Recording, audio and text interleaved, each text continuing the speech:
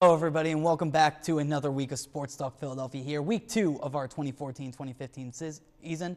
I am your host, Tyler Harper, and today we got a great panel that's coming in clutch like a Cody Parkey field goal. We have Mark Wilson, we have Anthony Fleet, and we have Tommy McIntyre returning to the desk. Now, guys, obviously I referenced it, the Eagles coming in clutch last week. Let's dive right in with Eagles talk as we got the graphic here. It was a tight one with the Colts boys. Another week, another comeback, a 14-point comeback, to be honest, as the Birds were able to win by a score of 30-27 in the final seconds. Let's see that graphic. As we see, Ahmad Bradshaw really had his way, 13 rushes, 79 yards, and 2 touchdown catches. LaShawn McCoy able to get some momentum going, 20 rushes, 79 yards, and a touchdown. And Andrew Luck, 20 for 34 with 172 yards, 3 touchdowns, and 1 interception. And let's start with that interception, because really that's where kind of the controversy came in with this win, as a lot of people were wondering with that play when Jenkins grabbed an interception whether or not the receiver was interfered with. I've heard mixed back and forth reactions on this, guys. Was that pass interference? I don't think so. I really don't think it was. I think the no call was the best way to go with it. It was just, really it was just inconclusive. That's the best way to describe it. It could have gone either way. You could have said that he just tripped. You could have said he was pushed. But you know what? No call is the best way to take care of that one. Yeah, in the preseason, I believe it would have been a pass interference because the refs were really strict trying to enforce that rule.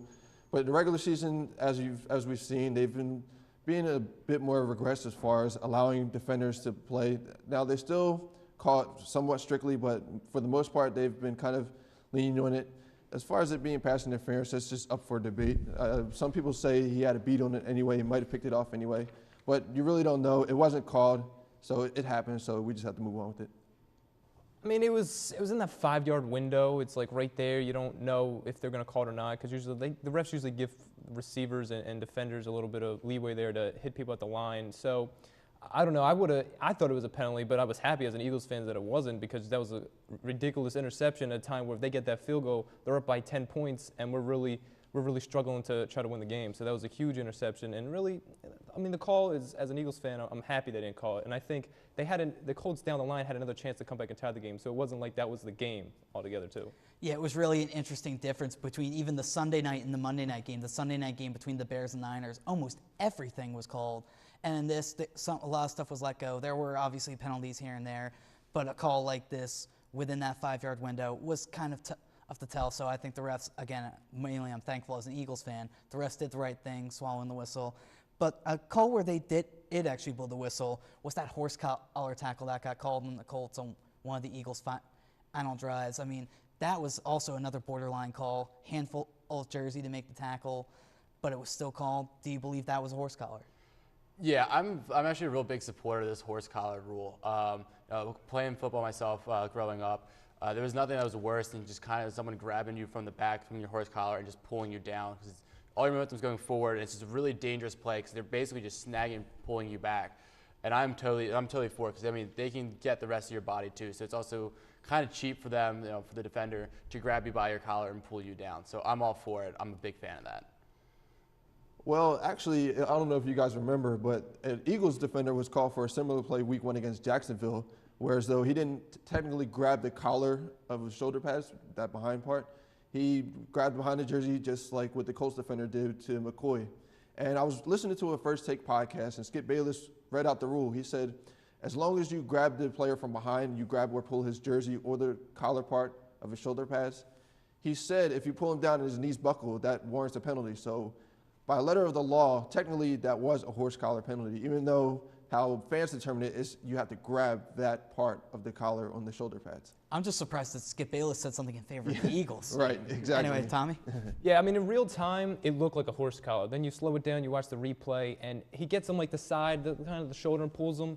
And obviously, again, you're an Eagles fan, you're like, this is awesome, this is great. But I think on the other side of it, that definitely was not a horse collar. He got on the side of the jersey. You got to get right in there if you really want to get a real call there, and that's a critical play in the game. And so I don't think it was a horse collar, but I'm glad it was called one. Moving back to the defensive side of the ball, it was really interesting the fact that going into this game, Ahmad Bradshaw, Trent Richardson, they're decent backs, but they were able to really kind of have their way. Trent Richardson almost getting 100 yards. Of course, Ahmad Bradshaw had those 2 touchdown catches. What was the Eagles' defense really doing that made them kind of hesitant towards stopping the run game? I honestly don't know. It's something we saw them struggle with a little bit last year, but overall, like in recent memory, the Eagles have struggled with the Colts and the Colts run game. Even though between Andy Reid and now Chip Kelly, the Eagles have just struggled with that run game from the Colts. I don't know what it is. I think Bradshaw's is a very good running back as well, but it's definitely something they struggle with. It's just the Eagles' defense is just not there in the first half, which you saw this week and in week 1. So it's just, I don't know what it is. Maybe they show too much, and that's what gets them burned. But it's the Colts' run game, I think, is just better than the Eagles' defense. I mean, Bob Bradshaw, he's an okay back, but Trent Richardson, he might be one of the worst running backs in the league, and I'm just being honest and saying that based off of what I've seen so far in his career. But as far as John Gruden was analyzing, they kept showing how they kept running to the weak side. They would line up in a formation on the strong side, and they would just counter to the weak side. And they just kept getting burned on that every time, and it was just frustrating to watch because they had to make a simple adjustment just to kind of balance out the things, because it's hard being at that formation. When you see such a strong side, you expect the ball to be right over there because that's where they have the tight ends lined up. But they just kept going at it with that reverse counter, and it was just frustrating to watch. And I don't know why it took them so long to get a stop, but eventually they didn't get too burned on it. And I was impressed with how they only limited the Andrew Luck to 172 yards. So that was more impressive. So I would let the running backs try to beat me in this game versus Andrew Luck, because Andrew Luck is already a prominent quarterback in this league. Yeah, that's true, and it was interesting because, like you said, frustrating because they were taking the bait on that counter every time, and it was very frustrating. But they were able to make an adjustment and stop the bleeding. Tommy, what do you think of the? Yeah, I mean, the Eagles seem to have a history of not being too good against the run, it seems like. I mean, over that course of the wide 9, we really got beat on that. And now a whole new system, and it seems like it's coming again where I think we were playing a lot of nickel coverage, it seemed, and that usually gives a lot of holes open for the rushers to go through. And we've had a history. You would think we would have studied more Ahmad Bradshaw, seemingly he's been in the division for so many years with the Giants. And so we've known that he could be a good back if he's healthy. Trent Richardson last year was not that good. So seeing him do what he did against us is scary in the future, and we definitely have to figure out how to get better at that for sure.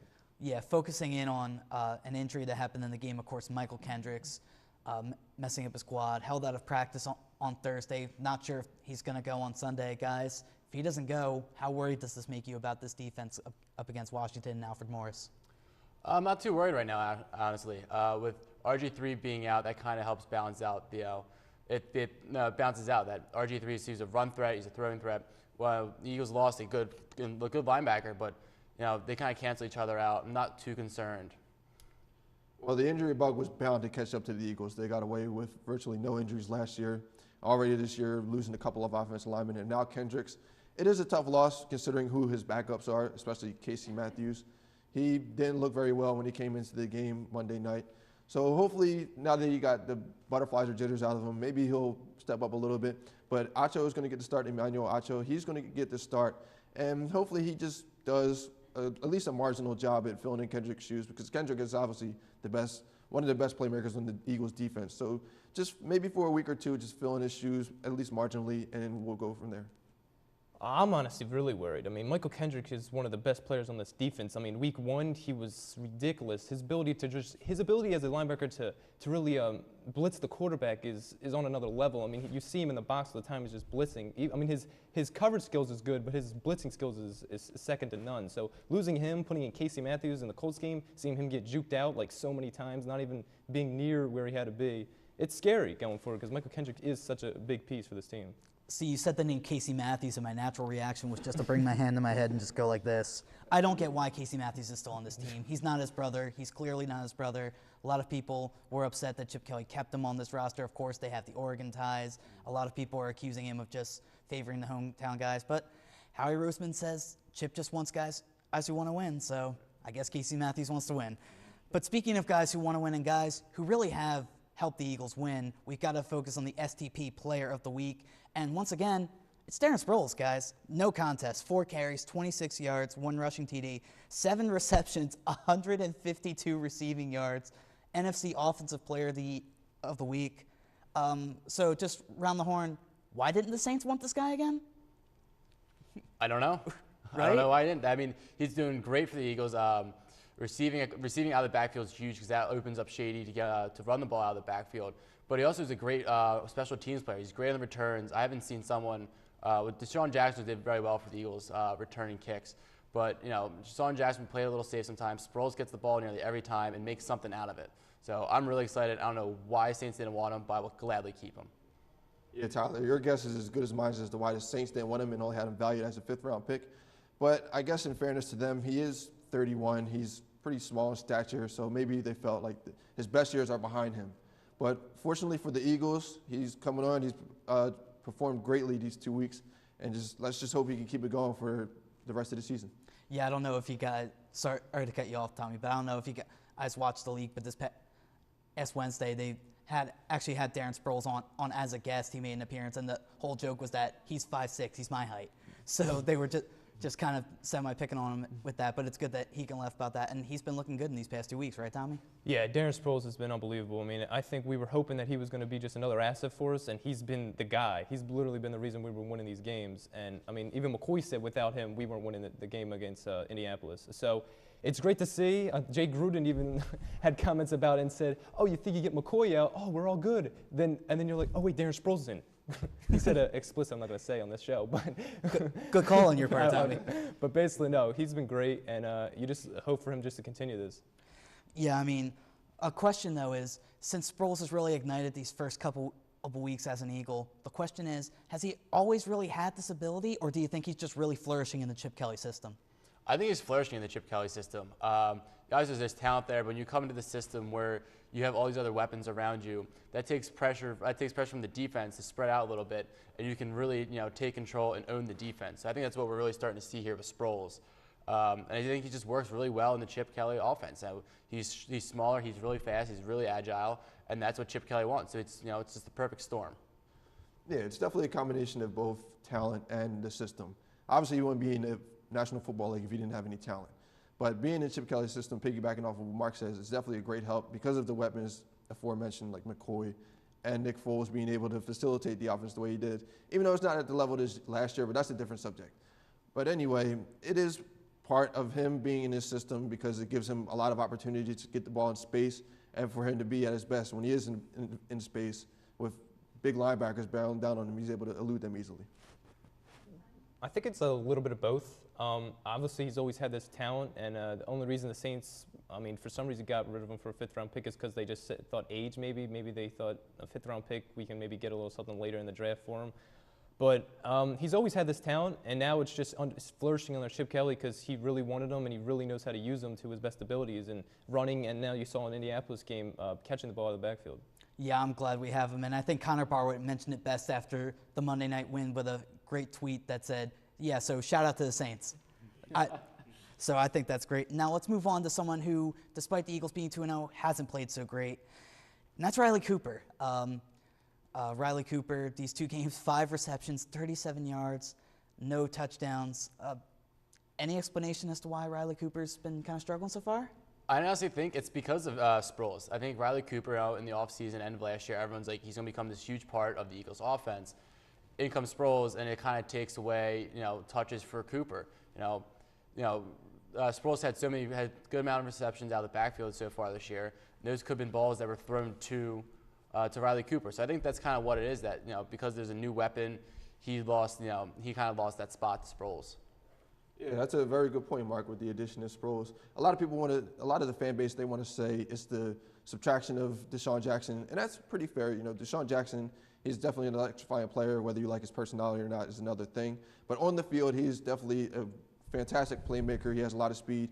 He has to have that commitment from a cornerback and a safety helping over. So that was able to free up a lot of space for Cooper. But like Mark said, the addition of Sproles, that he gets a lot of the attention, and Riley Cooper, he's just the third wheel, I guess. Riley Cooper would have had a touchdown if he caught that ball in the end zone. So That's true.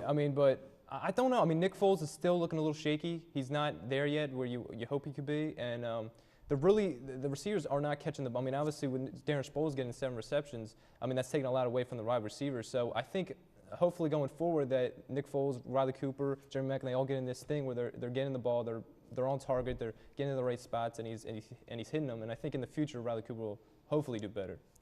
Yeah, and in the offseason, Riley Cooper signed a 5-year extension. And a lot of people, now keep in mind Deshaun Jackson was on the team at the time when this happened, but a lot of people kind of raised eyebrows at that thought, really, he has this breakout year and we're going to give him 5 years? I mean, it's only the first couple weeks of this season without Deshaun, but are you guys regretting that 5-year contract? I'm not regretting it yet, but I think 5 years was a little excessive. I think 5 years in the NFL, unless they're a star player coming out of the draft, it's a little much because there's so much that can go wrong, not just in the offseason, but from training camp all the way to the end of the year. Like we lost Macklin last season in the first week of training camp. So little things like that can happen where you literally just lose an entire year. So I would have went with 3 years instead of 5. All right, and again, we brought up his name, but since the Redskins are coming to town this weekend moving forward, we've got to mention the formerly 10 mode Deshaun Jackson himself, 356 receptions, 6,117 yards, and 32 touchdowns as an Eagle. The receivers haven't exactly been off to the best start, guys, so bottom line, should we be missing Deshaun right now? Yep, short and sweet, yeah. He was a great weapon downfield. He was so fast, he could explode away from the defensive backs. He took a lot of pressure off and opened up guys like Riley Cooper, like we just talked about. But I think why they got rid of him was becoming a locker room distraction, and I think that's why we're not going to miss him. This off-field stuff can really become a problem, like we saw towards the end of Andy Reid's tenure. So just get it out before it becomes an issue. Yeah, that was going to be my point. As far as on the field, of course, you're going to miss him because he's such a great playmaker. But if his off-the-field issues become too much of an issue, if his off-the-field issues become too much of a problem in the Eagles' locker room, it disrupts team chemistry, then there's really no place for it. The Eagles have no time for it. So it's just best, as they did, to part ways. Okay, and again, we're not even sure as of right now if Deshaun Jackson is going to play, but if he does, you're going to be able to hear it from LaSalle University's campus because you'll hear those boos raining down. But nevertheless, let's go to our prediction poll for this week against the Redskins. It's a clean sweep. We're all going Birds. Obviously, me going first. I don't think this game will be as high scoring as people think. I'm going 24-13, and my MVP is Zach Ertz. Zach Ertz has been looking pretty good so far this season. And he's got a touchdown, he's got some key receptions, and I think it's only going to get better and better. The kid from Stanford, the second-year guy, really looking and good, and a lot of people are saying that he's going to be that next breakout tight end in this league. So I'm looking forward to seeing Zach Ertz have at least a touchdown catch against the Redskins. Mark, you got 27-17, and LaShawn McCoy is your standout star. Yep, I think everyone's going to be focusing over to Sproles right now after this big breakout week. That McCoy, they're not going to forget about him. Be a little bit less attention on him, and he's also going to want to try to show up Sproles and just kind of get his name back out there as he is like self-proclaimed top running back in the league. Right, McCoy. I have the Eagles winning 34-24 as we've seen. McCoy, he hasn't rushed for 100 yards yet this season. In the first 2 games, it's only been 74 and 79 yards. So he's going to be coming into the game with a bit of a chip on his shoulder because he knows it. He said in the media that he hasn't been doing the things that he should be doing. So I expect him to come out and have a great performance. All right, and Tommy, real quick, you got 31-21, and Nick Foles is your standout star. Yeah, I think this is going to be the game he comes out and really shows us what he has, shows us, kind of reminds us of what he did last year in his good games. And, yeah, I'm taking Nick Foles, and hopefully he's able to do it against a division game against the Redskins. All right, and there you have it. Those are our predictions, but please feel free to give us your predictions on our Facebook page. That's facebook.com/SportsTalk Philadelphia. But now let's move on to those Philadelphia Phillies, shall we? And one story in particular caught everyone's attention. If we could see the graphic, this coming from this past Sunday, if we could see that Daily News cover, it's interesting to say the least. Jonathan Papelbon, of course, grabbing headlines as he there it is, just blowing a save Sunday, giving up a 3-run lead, and of course, as you see, not the most cover-friendly thing in the world, but it's the Daily News, so they get away with it, so can we. And of course, as you see by the headline, what a, and I'll let the audience figure out what the rest of that sentence should be. Guys, where do we begin? It figures that, on this show, last week we almost sang his praises, seeing as, yeah, he's been a little off-kilter at times, of course, saying he didn't come here for this, blah, blah, blah. But he had a career year, and then he goes and blows another save and does this towards fans. Guys, of course, he's going to defend himself in the media saying, oh, no, I would never do that, I have kids. You don't buy this, do you? No. I mean, as great as Papelbon's been, he's only blown 4 saves this year, 61 strikeouts. This sort of stuff, I mean, personally, if I was, Eagles front office, Phillies front office rather, I wouldn't put up with this. That's like totally inappropriate. Now, you come to the baseball games, MLB sponsors themselves as a family-friendly atmosphere, and you have Jonathan Papelbon going out there and doing that. That's just not okay. And I think the Phillies definitely need to try to shop him this summer, this offseason rather, and just kind of get rid of him because like Tyler said, he's made comments in the past. He's not here for this. He's not here for that. He's a little selfish. Not who the Phillies need in their bullpen. Right. As we've seen here in Philadelphia since Papelbon arrives, he has a tendency to do and say things without really putting much thought into it. He just sort of acts on instinct, which is, sometimes with him, is bad instinct. He tends to just say and do things for whatever reason. He just has this crazy mentality that a lot of closers in baseball, they're just known to have like little weird reputations. They just are kind of out there. They're kind of introvert. They just have weird personalities. So seeing Papelbon in the past couple of years, it doesn't really surprise me that he did what he did because of just his reputation. But the Phillies, they shouldn't want to tolerate that. And as Mark said, they should try to shop him over the winter. I think it's just really sad that this season has come to talking about Papelbon touching his private parts. I think that's just it's just sad. I mean, Papelbon, it's a blown save. He's getting booed. It's Papelbon. We know what Papelbon is. We know he's a good closer.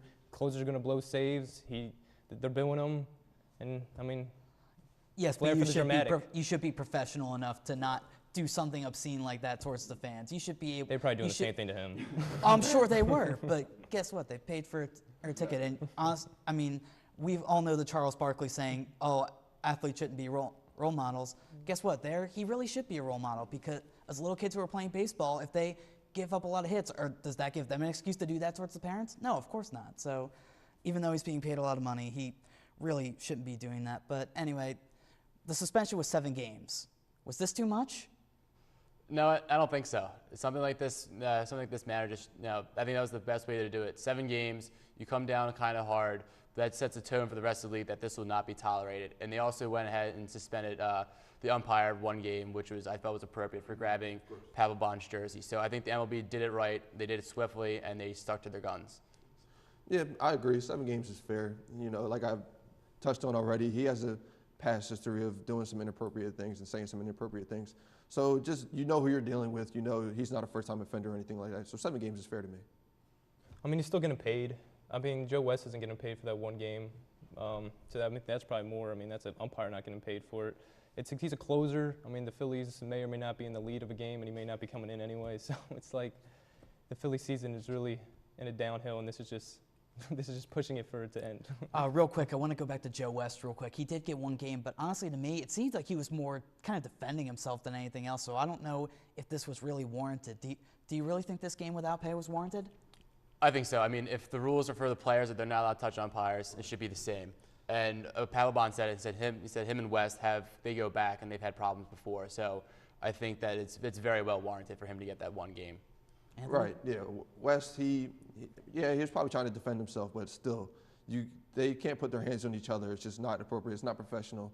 So he shouldn't be putting his hands on Papelbon and vice versa. So yes, because he did so, he shouldn't be allowed to umpire the game as he got suspended. All right, and Tommy. Yeah, that definitely. Touching a player in that situation. Whether obviously if Papelbon should do it or not. Joe West should know better than to come up to him and grab his jersey like that. You just don't do that.